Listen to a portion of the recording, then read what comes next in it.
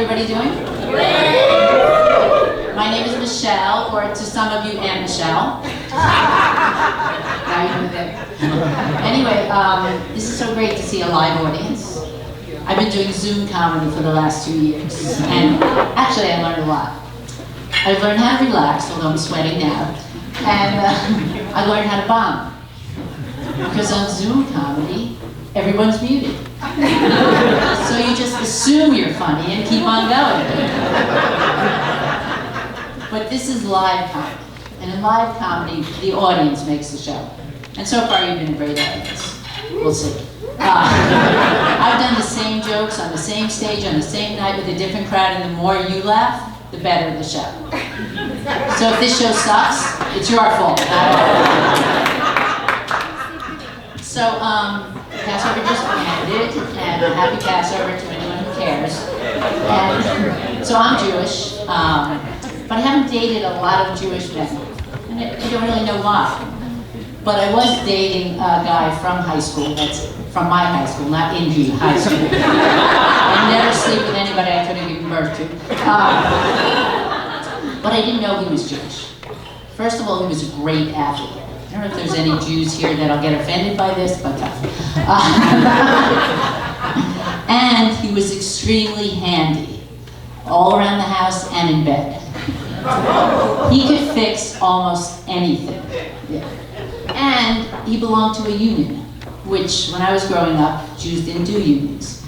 However, it wasn't just any union, it was the carpenters' union.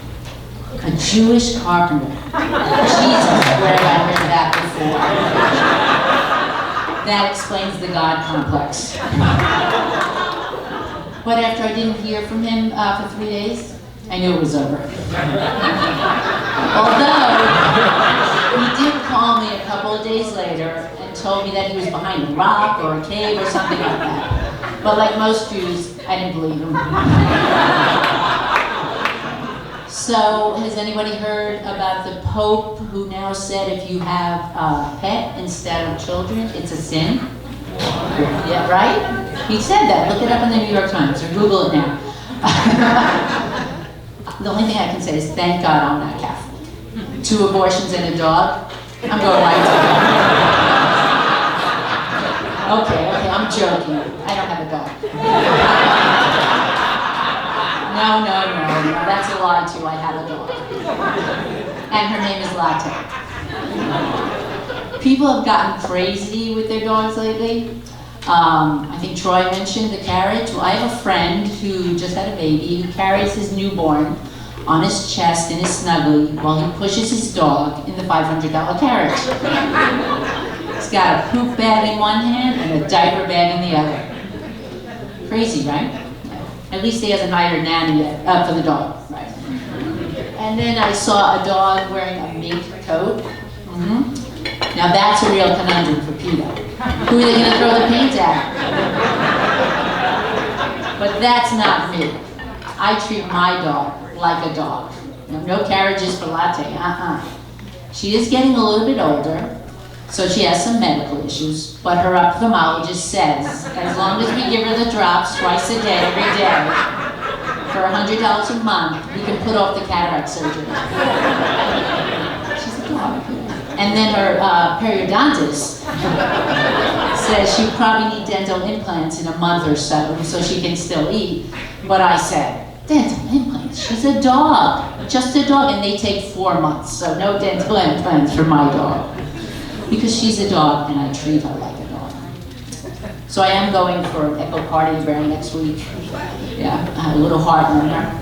And it's not for me, it's for the dog. So speaking of dogs, let's talk about my dating life. So I recently had my first ghosting experience. Well, actually my second. Jesus was my first. I met a guy online, and we really hit it off. We were talking and texting and FaceTime and all that. And we finally decided to meet in person. But that day, nothing. No text, email, no call, nothing. I thought, oh my God, I've been ghosted. Until the next day when I read his obituary. first thing I noticed was that son of a bitch lied about his age. But he was impressive, dead, but impressive. And just a little tip, if you need help writing a profile, just go to the obituaries. Because everybody sounds great in the obituaries. I just rewrote mine. But I haven't given up on finding my soulmate. Excuse me. I joined Bumble, and I have to tell you that I'm starting to get a little carpal tunnel from all the swiping and swiping and swiping. But I did finally see a guy I liked. I mean, I'm not asking for much, you know, just a nice-looking, successful, athletic, funny, 5'10" and up guy. I mean, single guy. I mean, that's not asking for too much, is it? Huh? You're already settled, I see. Not sure about the 5'10", but okay.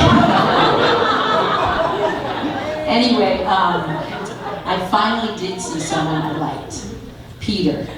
He was nice looking, right? He had all the features I wanted. I swiped right, and boom, we matched. Yay. There's only one problem. Location, Newark Airport. Lives in Los Angeles. Definitely a long-term relationship happening here. But he had all my qualifications, so I wanted to go see if he was real. So I met him at the airport, at the luggage carousel, which is a great place to get picked up. Get it? Luggage, careful. Get it? All right. I'll fill you in later.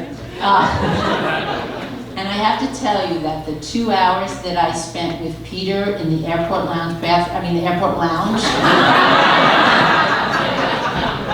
was one of the best 2-hour LTR, long-term relationship I've had in a while. Okay? It was so good, we decided to do it again. But this time, we're going to go to LaGuardia. Mix it up. LaGuardia was just redone. See? It's true. Oops. Okay, but I actually did meet someone on the East Coast. Yeah. Online, at a funeral procession. I was at a funeral, and I was following the hearse, and I got all confused. I ended up at the right cemetery, wrong plot. But I didn't want to be rude and just walk away. No, that's not me. You don't know me that well. So I stuck around to listen to the service, and the woman who passed away was really very interesting, you know. And then I wanted to throw a little dirt on the coffin. For those Jews, you know what that means, a little blessing. And I started to talk to one of the guys, and we really hit it off. We had a lot of things in common, we exchanged numbers, it was all great, and actually, we've been seeing each other for about a month now. But we're not telling anybody, because he just buried his wife.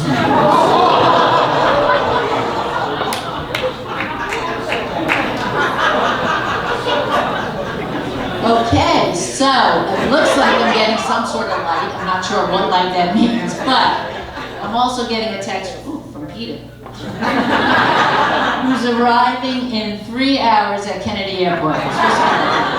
So I'm going to say good night and thank you. You've been a great audience.